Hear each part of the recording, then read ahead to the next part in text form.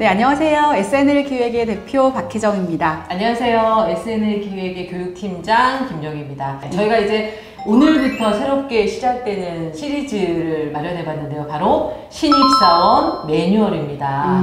신입사원들이 실질적으로 겪고 있는 에피소드나 이런 부분에 대해서 저희가 얘기를 함께 해보려고 하는데요. 저희 회사의 신입들을 제가 좀 생각을 해봤고 그 부분에 맞춰서 좋은 이야기 드릴 수 있도록 하겠습니다. 알겠습니다. 네, 회사에서 아무도 안 알려주는 그렇죠. 이야기 대신 전해드리겠습니다.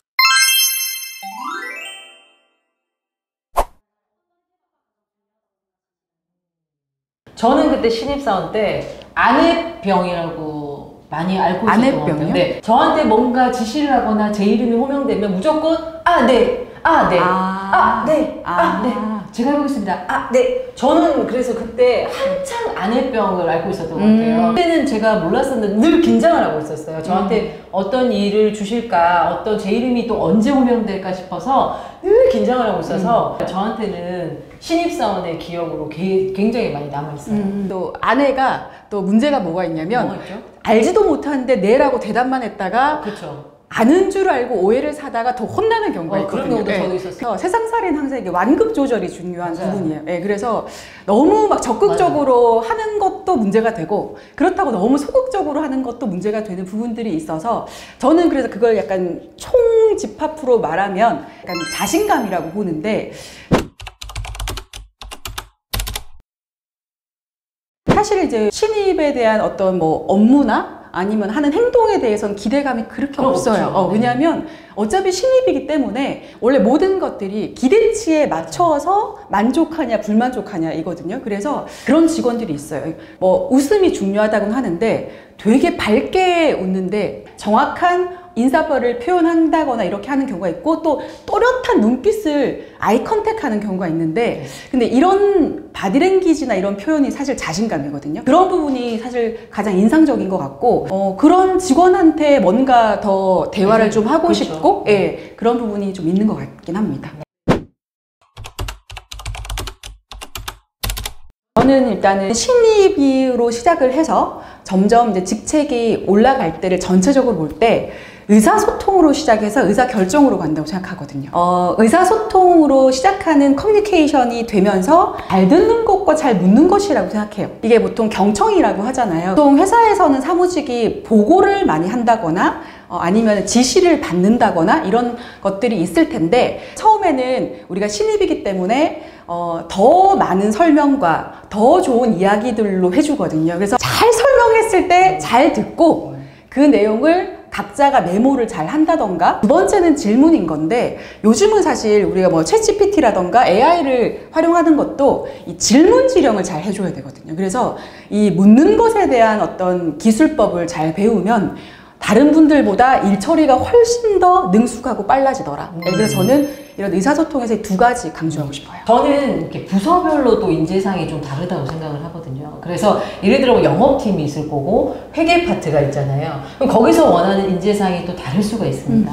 내가 지금 들어가고자 하는 부서에 대한 특성을 좀 잘 파악하셔가지고 거기에 맞는 인재상에 좀 부합하면 좋지 않을까 그런 생각을 해봅니다.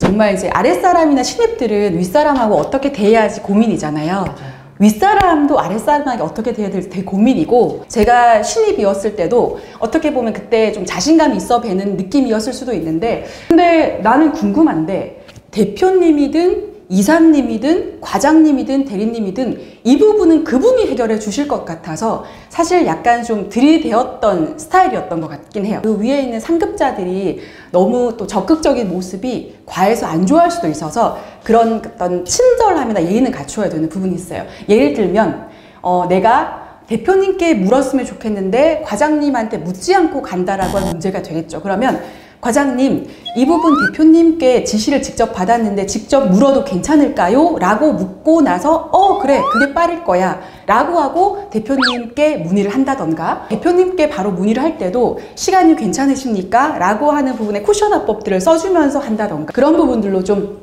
자신감 있게 좀 했으면 좋겠다 이런 생각이 좀 있습니다. 대표님 말씀은 그냥 들이대라 그 말씀이시죠? 네네 맞습니다. 신입사원 여러분들 겁내지 마시고 네. 들이대십시오.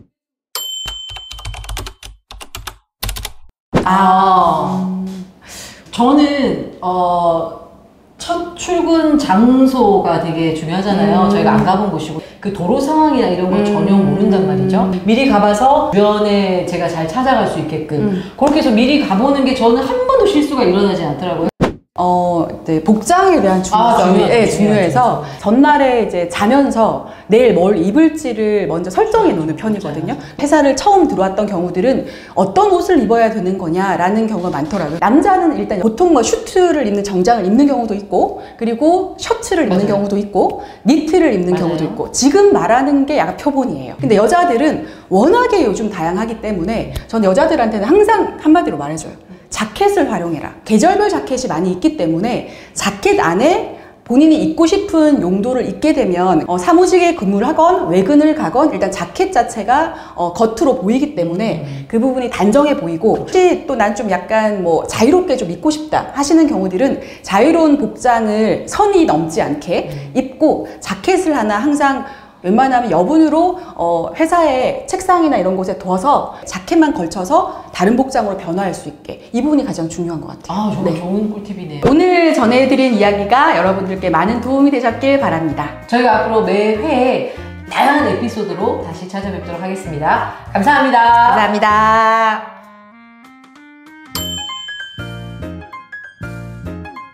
나 지금 준비가 되어 있어요. 주시는 일에 최선을 다해볼게요 라는 그 마음가짐 하나만 있으면 될 것 같아요. 한마디로 회복 탄력성이 중요한 것 같아요. 대부분들 신입이나 사회초년생들은 잘못을 하거나 실수를 하거나 질책이 듣는 게 대부분이거든요. 처음에는 자신감 있게 파이팅 했는데 그런 이야기를 점점 듣다가 쫄보가 되는 거거든요. 자존감이 떨어지고. 그래서 실수하거나 야단을 들어도 빠르게 회복할 수 있는 회복 탄력성을 가지는 게 좋아서 안 좋았었던 것을 다른 걸로 빨리 회복하고 다음날 출근하는 그런 자세가 필요한 것 같아요.